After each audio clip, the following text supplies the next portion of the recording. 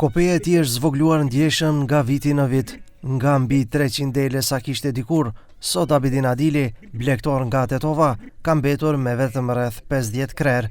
Ai thotë se ulja e numrit të baktive ka ardhur si pasojë e mungesës së përkrahjes institucionale dhe pamundësisë për të kujdesur i vetëm për një kopej më të madhe. Puna jo njerë është e rëndë. Ka une tjetër, mu më kanë linë shjerat ketë, nuk ka pas problem për shjerat, absolut, edhe plus kom pasën e ka di. Pse u kom boj izmet me drift. Në përmet kësaj punës, për mu është mbare qka është dhe në mba 50 dhe. Se unë këta kom pas në baj 300. Kur dhe bie shtauna pi 300 me 50 dhe, taj duhet të bëjsh hesap se qeveria nuk të përmba.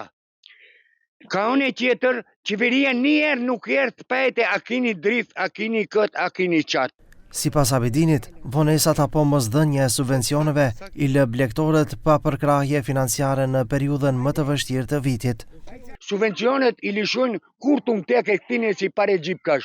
Subvencionet duhet lishojnë me 10 muj, se kjo donë një punëtor të 1500 euro kushton që drejnë sharë. Ku të marim ne ati që apim? Nga Ministria e Bujqësisë thonë se ndryshimet e bëra në vitin 2025 me heqjen e kushtit për dorëzimin e 50% të çengjave kanë rritur ndjeshëm numrin e aplikimeve për pagesa. Sipas tyre, kjo ka ndikuar në ngadalësimin e procesit të shqyrtimit dhe realizimit të subvencioneve.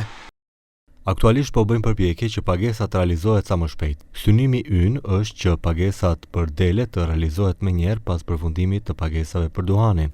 Në periudhën në vazhdim do të realizohet edhe një pjesë e pagesave për qumshtin, ndërsa është publikuar edhe thirrja për atë që quhet rroga e blektorit.